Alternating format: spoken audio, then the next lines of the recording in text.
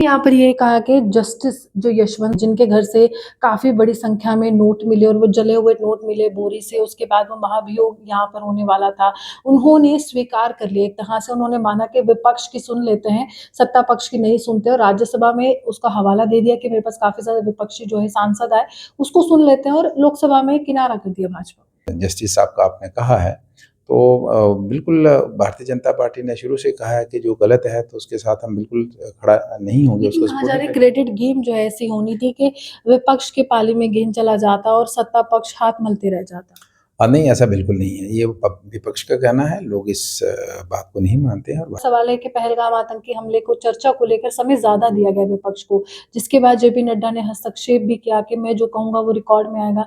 इसके बाद भी कहा जा रहा है कि कहीं ना कहीं नाराजगी, लेकिन जिस तरह से सुप्रीम कोर्ट के जजेस को लेकर उन्होंने कहा, हाल ही में वो तल्खी दिखाई उन्होंने कि अगर कोई डॉक्टर गलत करता है, इंजीनियर करता है, कोई आम नागरिक करता है, उस पर एफआईआर लगती है, लेकिन न्यायालय को लेकर जो है उनकी एक समझ अलग थी। तो उसको लेकर भी कहा जा रहा है कि सुप्रीम कोर्ट बनाम वाइस प्रेसिडेंट हो रहा था, आने वाली जो स्थिति ऐसी होने वाली थी, जिसके बाद भाजपा ने बड़ा फैसला लिया है। देखिए, मैं यही कहना चाहूँगा कि फ़िलहाल ये भाजपा का फैसला नहीं है। उन्होंने रिज़ाइन अपनी मर्ज़ी से किया है, और सुप्रीम कोर्ट हो या उसके जजेस हों या देश के किसी भी जो कार्यालय है उसमें कोई भी गलत करने वाला हो तो वो तो उसमें गलत बिल्कुल ठीक है कि गलत कोई करेगा। जज गलत करेगा तो कानून उसके लिए भी है, आम आदमी गलत करता है तो कानून उसके लिए भी है। भाजपा ने रोका क्यों नहीं, ये सवाल है विपक्ष का, कि समझा लेते कि आप थोड़ा समय ले लीजिए, कोई बात नहीं, आप ठीक हो जाइए। भाजपा ने रोका नहीं और तुरंत इस्तीफा स्वीकार कर लिया राष्ट्रपति ने। देखिए, एक एक तो चीज़ ये होती है कि किसी भी पद पे आप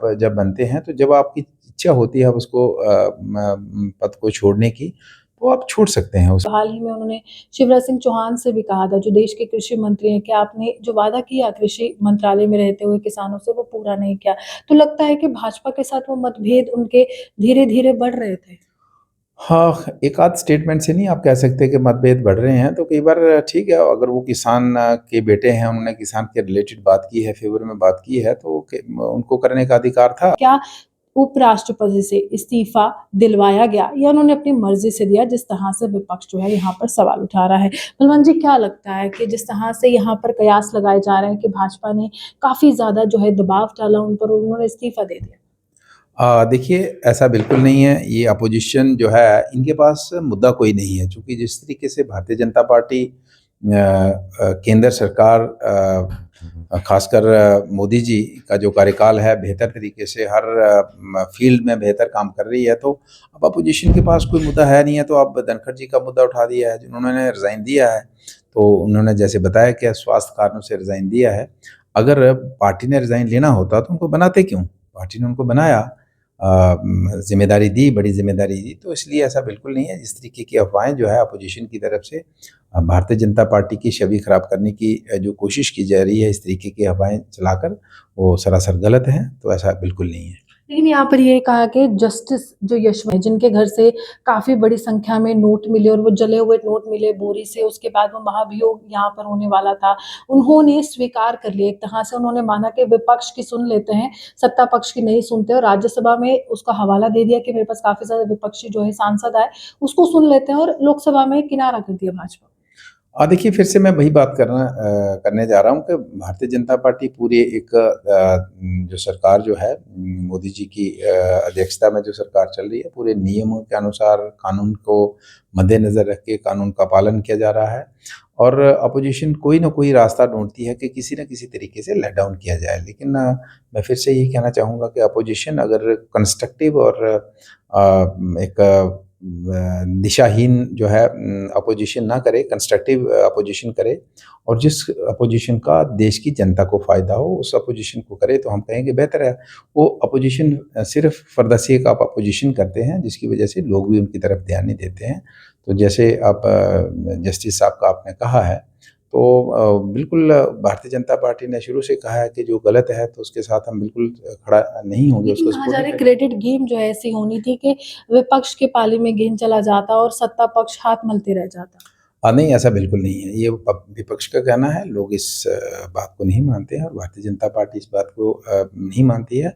ये विपक्ष का कहना है, वो कुछ भी कहें, हमें फ़र्क नहीं पड़ता, लेकिन भारतीय जनता पार्टी अपना बिल्कुल साफ़ और क्लियर है उस मुद्दे के ऊपर कि जो गलत है उसको बख्शा नहीं इस जाएगा। बार का जो मॉनसून सेशन था, समय बिल्कुल ऐसा था कि पहलगाम आतंकी हमले के बाद चर्चा होनी थी।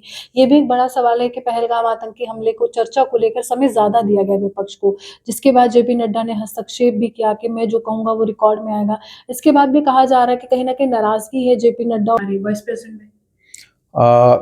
ऐसा बिल्कुल नहीं है। अफ़वाहें तो चूँकि अब जब बड़े लोग होते हैं तो उनकी उनके लिए चर्चाएँ भी ज़्यादा होती हैं, फ़ेवर में चर्चा करने वाले लोग भी होते हैं, अगेंस्ट चर्चा करने वाले भी लोग होते हैं। तो ऐसा बिल्कुल नहीं है, जिस तरीके की अफ़वाहें हैं, ये सिर्फ़ अफ़वाहें हैं। लेकिन जिस तरह से सुप्रीम कोर्ट के जजेस को लेकर उन्होंने कहा हाल ही में, वो तल्ख़ी दिखाई उन्होंने कि अगर कोई डॉक्टर गलत करता है, इंजीनियर करता है, कोई आम नागरिक करता है, उस पर एफआईआर लगती है। लेकिन न्यायालय को लेकर जो है उनकी एक समझ अलग थी। तो उसको लेकर भी कहा जा रहा है कि सुप्रीम कोर्ट बनाम वाइस प्रेज़िडेंट हो रहा था, आने वाली जो स्थिति ऐसी होने वाली थी जिसके बाद भाजपा ने बड़ा फैसला लिया है। देखिए, मैं यही कहना चाहूँगा कि फ़िलहाल ये भाजपा का फ़ैसला नहीं है, उन्होंने रिज़ाइन अपनी मर्ज़ी से किया है और सुप्रीम कोर्ट हो या उसके जजेस हों या देश के किसी भी जो कार्यालय है, उसमें कोई भी गलत करने वाला हो, तो वो तो उसमें गलत बिल्कुल ठीक है कि गलत कोई करेगा, जज गलत करेगा तो कानून उसके लिए भी है, आम आदमी गलत करता है तो कानून उसके लिए भी लेकिन है। तो भाजपा ने रोका क्यों नहीं? ये सवाल है विपक्ष का कि समझा लेते कि आप थोड़ा समय ले लीजिए, कोई बात नहीं, आप ठीक हो जाइए। भाजपा ने रोका नहीं और तुरंत इस्तीफा स्वीकार कर लिया राष्ट्रपति ने। देखिए, एक एक तो चीज़ ये होती है कि किसी भी पद पे आप जब बनते हैं, तो जब आपकी इच्छा होती है आप उसको पद को छोड़ने की, तो आप छोड़ सकते हैं। उसमें तो कोई ऐसी कंडीशन नहीं रहती है, कोई बॉन्ड नहीं रहता है कि आप नहीं छोड़ सकते हैं। उनकी मंशा थी कि उन्होंने छोड़ा, तो नेचुरली प्रेज़िडेंट ऑफ़ इंडिया ने उसको एक्सेप्ट किया है। बेबाकी के लिए जाने जाते हैं, कहते हैं कि हम किसान के बेटे हैं। बहुत सोशल मीडिया पर उनकी तस्वीरें या उनके जो भाषण वायरल हुए, हाल ही में उन्होंने शिवराज सिंह चौहान से भी कहा था, जो देश के कृषि मंत्री हैं, कि आपने जो वादा किया कृषि मंत्रालय में रहते हुए किसानों से, वो पूरा नहीं किया। तो लगता है कि भाजपा के साथ वो मतभेद उनके धीरे-धीरे बढ़ रहे थे। हाँ, एक आध स्टेटमेंट से नहीं आप कह सकते कि मतभेद बढ़ रहे हैं, तो कई बार ठीक है, अगर वो किसान के बेटे हैं, उन्होंने किसान के रिलेटेड बात की है, फ़ेवर में बात की है, तो उनको करने का अधिकार था और उन्होंने करी भी है। वो एक बिल्कुल बोल्ड आवाज़ थे वो और किसान परिवार से हैं और एक अच्छी और पॉज़िटिव सोच रखने वाले नेताओं में से एक वो भी हैं। तो हम यही कहना चाहते हैं कि उन्होंने अपनी मर्ज़ी से फ़ैसला लिया है और उनको लेने का अधिकार भी है और बीच में अगर कोई तल्ख़ी वाली बात कही हो तो कई बार हो भी जाती है, उससे कोई ज़्यादा फ़र्क नहीं पड़ता लेकिन है। मॉनसून सेशन में उनका जाना सत्ता पक्ष या विपक्ष के लिए नुकसान है, क्योंकि वो सभापति की जो कुर्सी है, वो खाली हो जाएगी। नहीं कोई फ़र्क नहीं, तो गवर्नमेंट फ़ैसला ले लेगी, उसमें कोई ज़्यादा डिले नहीं होगा।